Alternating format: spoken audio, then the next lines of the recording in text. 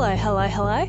Welcome to my latest art piece and video, which mostly these days consists of me trying to slap things up on a very short deadline, wondering what I should talk about this time.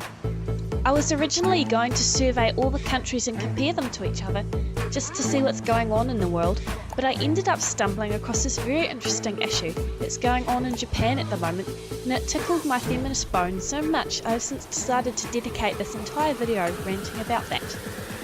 There's this interesting phenomenon.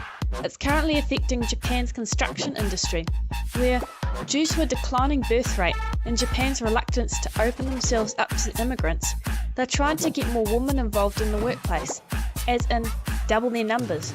Unfortunately though, not only is Japan's construction industry one of the unfriendliest environments there is for the female gender, but with their wage gap of 25%, a woman could be working in a supermarket or a factory, making just as much, if not even a bit more, and not be getting verbally abused to the extent that women construction workers currently are. Yep, that's right. People seem to think that women are the answer to their current job situations, yet when women actually turn up, no one wants to listen to them. They get yelled at, mocked, and basically no one takes them seriously because of issues like gender, and what I can only imagine as extreme vulnerability of their own masculinity. And this very real issue couldn't be handled worse. Rather than targeting their male-based audience over issues like basic respect and human decency, making the environment even the slightest bit more appealing to work in, regardless of who you are, or even raising people's wages so it's worth their time, women don't seem to want to participate in environments where they're not getting treated right. Funny that, isn't it? I mean, it's not like Japan isn't doing anything about this issue, but floral printed portaloo and bright pink dressing rooms in a construction zone? I think I'll pass. This may be tickling my feminist fancy and interest, of course, but if I was going to leave my mind boggling for a bit, I could almost say that there's this recurring pattern going on. It's like everyone's wanting things from someone, but they don't want to actually go get it.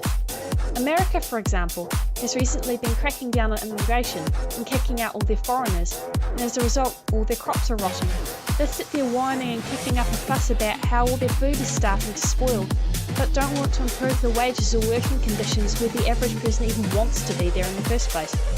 Or, with Japan, they're wanting women workers, don't actually want to improve the working environment where women feel safe to be there.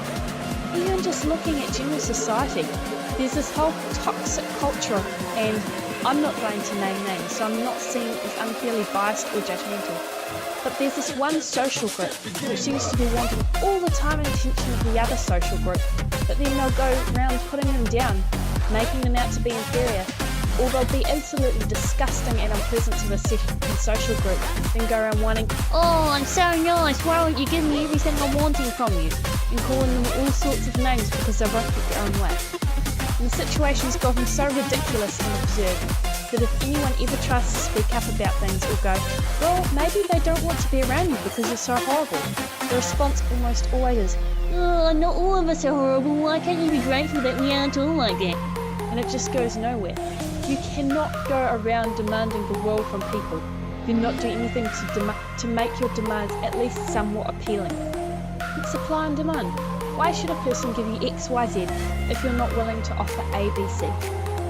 It's interesting also how people can then claim to be so nice about things and go around ranting that they never get anywhere, refusing to look at the wider picture. Like, don't mind me, I'm just here applying for that neurosurgeon job. It requires a fancy degree and hospital levels of sanitation for the absolute least of it.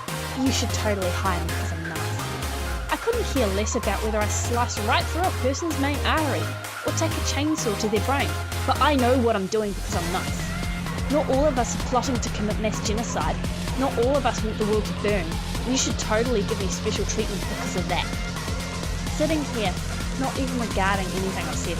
Literally, it's like the whole world seems to be on this fixed track of getting things for as little as possible, and everyone's so up themselves that no one seems to be able to see the actual root cause of things, which is, why should people make time for you if you're just going to waste said time?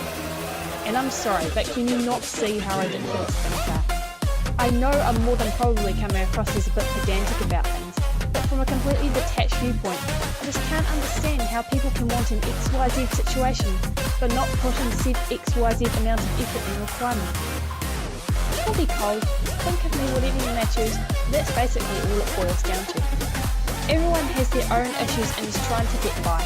In the adult world, you just don't get that gold star and cookie for participating. Everyone just seems so hung up on somehow getting the cookie. I don't even know how I got onto the topic of cookies and chainsaws from the starting point of Japan. But hey, it's something to talk about. So fun trying to keep up with me and understand my point of view on things. Let's see if I can find something perhaps a bit more focused to rant about next time. You're welcome to contribute. Until next time, however, ciao!